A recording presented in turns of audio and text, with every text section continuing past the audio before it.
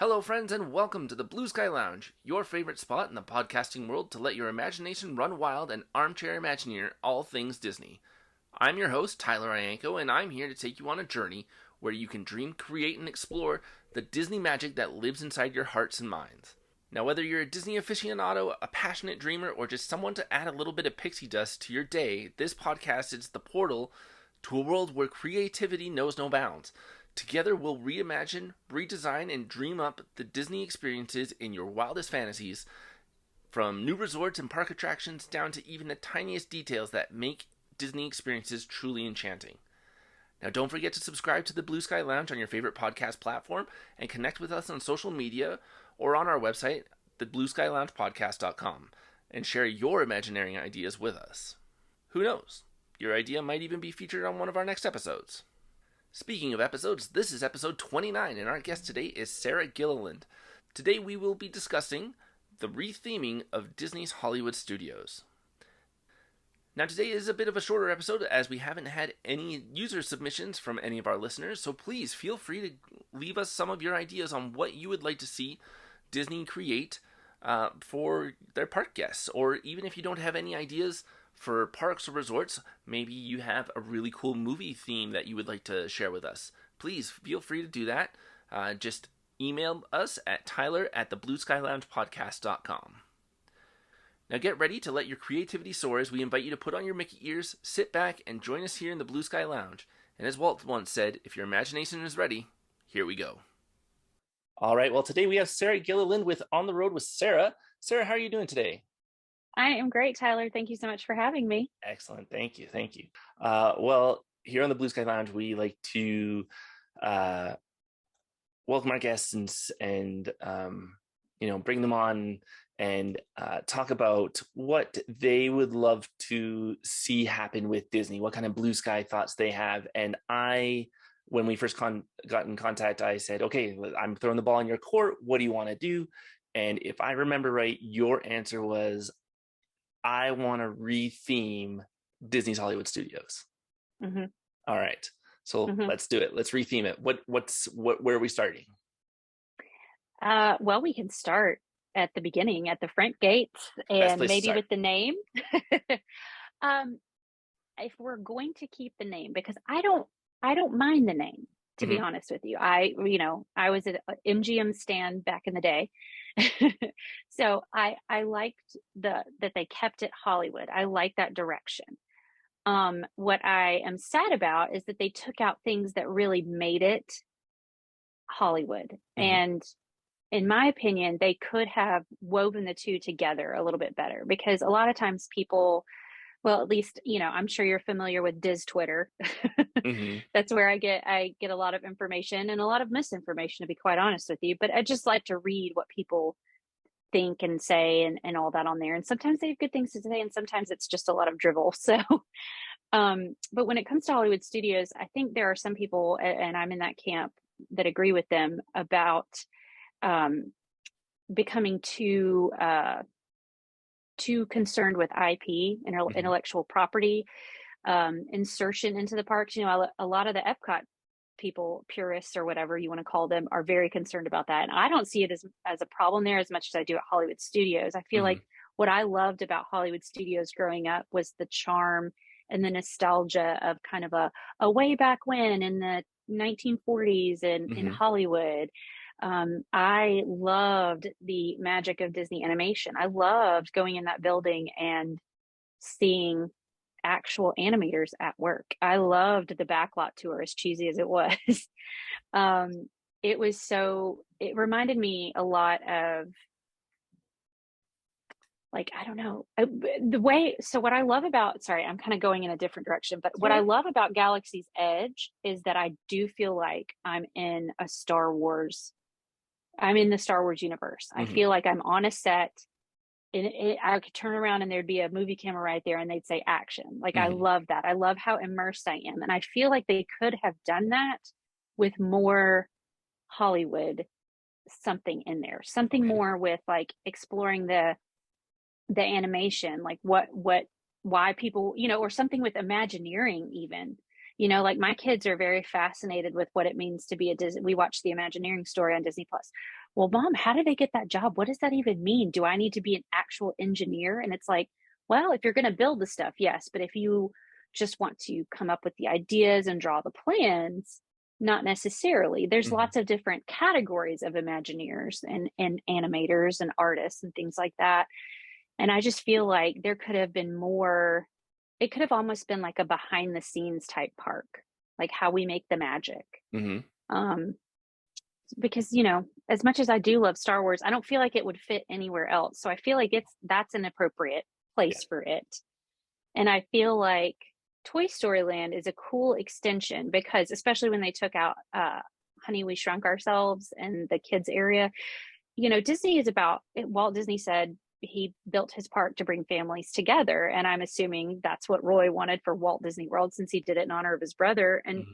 if you're bringing families together, you got to have a place for the little ones. So Toy Story Land is great for that. Hmm. But I would love to see, I'm really sad that they took the magic of Disney animation away and made it Star Wars Launch Bay. I feel Yeah. like they should bring it back or do something else there now that Galaxy's Edge is a thing. I don't think we need Launch Bay anymore. Hmm.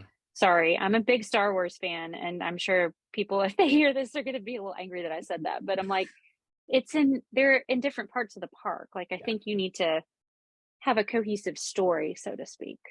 Well, even with like you were saying, they're in different parts of the park. You have Star Tours and Galaxy's Edge in two different spots Uh-huh. too. Like you said, like it's not cohesive. It's not Hmm. part of everything. So Right. I totally understand where you're coming from with that for sure. Well, and the Muppets feel like an afterthought now. I used to Yeah. love that area. My kids loved it. They thought that show was so funny. Yeah. And we just we forget it's there because it's Hmm. sandwiched between Star Tours and Galaxy's Edge. Hmm. And I think the only time we remember to go over there is if somebody has to use the Yeah. bathroom Right. after we get out of Galaxy's Edge. We're like, oh yeah, look, there's a bathroom. Yeah. Um, yeah, and this, the streets of America, those buildings. Is that what it was called? Yep. Streets of America. I Yeah. can't I see it's I forgot. Um, those buildings or that facade is still there, and it's Yeah. like it doesn't. I'm like, what are we gonna do with this? Because this is odd looking. Hmm. Like, I don't know. Yeah. Because Baseline Tap House was a good idea, but I'm like, it just stops right there. Yeah. Not that that whole thing needs to be a bar or a restaurant, but I don't know. There's something else needs to. Yeah. Like the what you were saying earlier of how it's like it's nice how it used to be like kind of like Hollywood sets and things like that, and like how the streets of America were there, and you had like the big backdrop that looked like a huge New York street or Mm-hmm. whatever. Mm-hmm. Um, I think about where Baseline Tap House is and things like that, and it looks just like a New York street. And then you go into Star Wars, and it looks like a Star Wars set, yeah. But like you said, there's not that Hollywood-esque feeling that you said. Right. Um, let's say if you could retheme an area, um, what would you want to do? Like, do you want to keep it as that like 1940s Hollywood thing throughout the whole park, or would you want to maybe go through different decades or anything like that? So I feel like the front of the park does a great job of bringing in that old school Hollywood nostalgia from like the 40s. And then if you go over kind of to the right on Sunset Boulevard where Tower of Terror and Phantasmic and all that is, I think that theming is okay. I mean, obviously Rock and Roller Coaster is a little strange because it's like you have all this cool, like, oh, look, it's an old hotel. Oh, look, it's old shops. And then you're like, oh, and then here's this rock and roll group from this 70s and 80s. Like, Mm-hmm. or, I don't think they're that far back. But, anyways, it's just kind of strange. But at least, like, I feel like the color scheme and stuff is the same over there. So Yeah. that's all right. Um, I think what I would do is I would take the Muppets out. Sorry, Muppets fans. Not that they don't belong somewhere. I'm just not sure where. Maybe if we could, if we were in The Sims and we could just pick stuff up and move it, Mm-hmm. we could move them over by Toy Story Land and kind of have that area be known as like, this is where the younger kid friendly area of the park is. And then we Yeah. could move Star Tours back so that it was closer to Galaxy's Edge. And then I think there needs to be, like, I think part of the problem with what they've done now is that there's not really any transition from one area to the next, Hmm. other than the front of the park right there at Hollywood Boulevard, Sunset Boulevard. And then Toy Story Land, there's a little bit of a transition, but everything else is like, oh, here's Galaxy's Edge. Oh, Yeah. here's the Indiana Jones thing. There's like Yeah. not a whole lot going on Yeah. to help you transition. I think Disneyland did a much better job of transitioning their entrances into Galaxy's Edge. Like you Hmm. just really do feel like you've kind of gone through a portal, so to speak, to Yeah. get to Galaxy's Edge. Yeah. Um, so then with that room being said, I think I I don't want to take out Indiana Jones because it has a place in my heart, nostalgia again. I was very sad when they took out the Great Movie Ride, and I'd be very sad if they got rid of Indiana Jones. But I think maybe if you want to make that area more cohesive, maybe you could have some more, and not even like, filming a real movie, because obviously directors and things are kind of crazy these days about like go out on the set and all that kind of stuff. But maybe you could have some sort of show to explain how movies get made. Maybe Hmm. that's another area where you could put, if you're going to leave Launch Bay where it is, which I don't know why you would, but if you did, like maybe you could have a new animators building, and Hmm. people could take tours and learn what it's like. And at the end, that'd be a good place for Disney to promote their college program. Hmm. if they want to turn it around and make it not just an attraction, but make it something that hooks people. Hmm. I just feel like there could be so much more than just like the focus on IPs, Yeah. because the characters are great, the characters bring people in, but what brings people back? The interesting things. Like my kids love going to the conservation station at Disney's Animal Kingdom because they get to do the animation station, Hmm. or animation section or something like that. Yeah. And a Disney animator teaches us how to draw a different character each time we Yeah. go. That, I think those sorts of things are missing. Now, I realize a lot of that got taken away because of COVID, but I feel like if we're moving back towards normalcy, we should have more interactive things like that. Not everything has to be a ride. Yeah. 100%. There used to be back in the day, even before the Sounds Dangerous with Drew Carey, there used to be like a Disney afternoon sound effects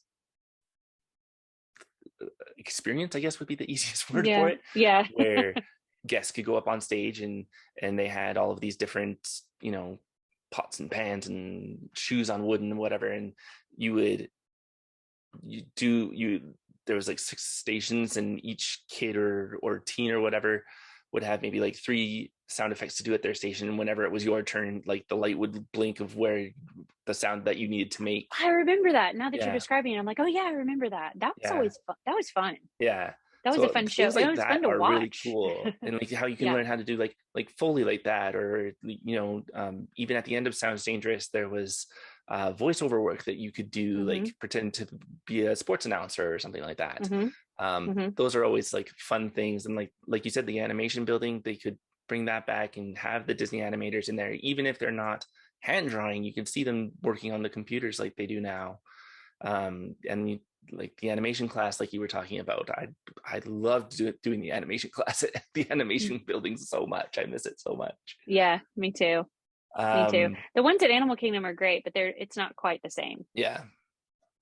But yeah, I think those are all like, perfect ideas. And I remember too, there was like the citizens of Hollywood Boulevard that would come out, and there was like a director and a camera operator and a couple actors, and they would be acting out Mm-hmm. scenes or whatever, just like the citizens on Main Street in Magic Kingdom.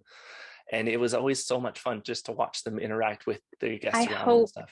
I hope they're going to hire those folks back, or maybe they have, and they're working on some new shows, so to Yeah. speak, because I feel like a lot of the reason those kinds of things went away is because of COVID, and they wanted to, reduce crowding. And I understand that, but I'm like, okay, I think people are ready. They're Mm-hmm. okay to be in crowds again. Yeah. I feel like if they're not going to Disney. Yeah. But if they are, I feel like that, like you said, the interactive elements, the getting to know the cast members and the people Mm-hmm. who portray those characters and show off, the Dapper Dans are still doing their thing. Mm-hmm. I have seen some of the citizens of Main Street, but a lot of times they end up being on like the buggies or the trolleys, Yeah. and they're not interacting with the crowd as much. So maybe if they brought that back, that would Mm-hmm. be that would help elevate Hollywood Studios back to where it was. Yeah. Now, lastly, is there anything that you would want to, like, if you could build one crazy attraction, what would it be? Oh gosh, I think I saw on Twitter that somebody, I mean, again, it was like a rumor situation or that weird blue that people were like, they're doing like a blue sky thing right here at D23. They're not really announcing anything, but they're talking about a lot of these things like they're just ideas. So we don't really know what to make of this information. And there was discussion about what if you had the casita from Encanto Mm-hmm. somewhere, and I feel like that would be super cool. I don't know how you would fit it into Hollywood Studios other than it would be a really neat. You know how you used to could walk through if you've been to Disneyland and you could walk through Minnie's house Mm-hmm. and see all that kind of stuff. I think there's some sort of like walkthrough interaction you could do with the casita Yeah. where like the door could close behind you or the floor could move Yeah. or something like that. But I mean, again, that part, that is, to me, that is crazy because it would require a large amount of space and a lot of technology to pull that off. Yeah. And I just don't think we need another roller coaster in that park. There's a lot of Yeah, thrill stuff in there for sure. there is. Well, and I think you need more, I believe people have used the term people eaters. You Mm-hmm. need more people going into things and staying for a Yeah. while. And I feel like, especially if you had the casita as an interactive element and then you could come out of it and there was some sort of jungly type playground for kids. Again, I have kids, so I'm all the time thinking about where can I sit and let my kids do their Mm-hmm. thing and take a break for a second. Yep. I would love to sit under a tree and watch my kids go down a slide, climb up a ladder, have fun Yeah. playing in the jungle of the Encanto Yeah. area. Yeah. So that would be my thought. Excellent. I love that. All right. Well, we're going to wrap things up here. Tell us, where can we find you? Are you on any of the socials or anything like that? Give us a hint on where we can find you and what you like to do. Well, I am a freelance travel writer. So I have my own site, like you said, ontheroadwithsarah.com is my website. But you can find me on Yahoo, Condé Nast Traveler, Insider, usually talking about Disney, sometimes talking about other things. Okay. And then I am on Facebook, Instagram, and Twitter. And I have a TikTok, but I feel like an old person because I'm an older millennial and I'm not trendy. That's okay. So I mean, you can follow me on there, but I'm not going to be doing any dances. I haven't done any dances on mine either. Don't worry. Oh, okay, good. We're in the same boat then. All right. Well, thank you so much for coming on today. We really appreciate it. Thank you for having me, Tyler. I appreciate you so much. All right. Thank you. Well, thank you for joining us here on the Blue Sky Lounge today. If you enjoyed the episode and want to stay connected with us, there are a few ways you can do that. As I said before, first and foremost, don't forget to subscribe to the Blue Sky Lounge on your preferred podcasting platform. By subscribing, you'll ensure that you never miss out on a moment of our enchanting Disney discussions. And if you're loving what you're hearing, we'd be thrilled if you could take a moment and leave us a review. Your feedback means the world to us, and who knows, we might even share somebody's review on our upcoming episodes. You can also stay connected with us beyond the show by following us on social media. You can find us on Facebook, Instagram, TikTok, and X by searching the Blue Sky Lounge podcast. Our social media platforms are the perfect places to share your own Imagineering ideas, connect with fellow Disney enthusiasts, and get a behind-the-scenes peek as what's coming up in the Blue Sky Lounge. Now, for those of you who want to experience an extra dose of magic, make sure to check out our YouTube channel. There you'll find the visuals that accompany our audio journey of our podcast, adding an extra layer of enchantment to your Disney experience. And also, if you do like what you're hearing on the Blue Sky Lounge, please support us by visiting our Patreon. Now, as we wrap up for today's episode, we would also like you to know that the Blue Sky Lounge is not affiliated with the Disney company in any way. This is a fan-run show featuring fan ideas and artwork that is in no way any true representation of what may or may not happen in the Disney company in the future. Remember, dreams and imagination know no bounds, and we can't wait to explore the wonderful world of Disney armchair Imagineering with our amazing Blue Sky Lounge family. Now, until next time, remember to think, believe, dream, and dare yourself to use your imagination. Who knows what kind of Imagineering you can do from your armchair.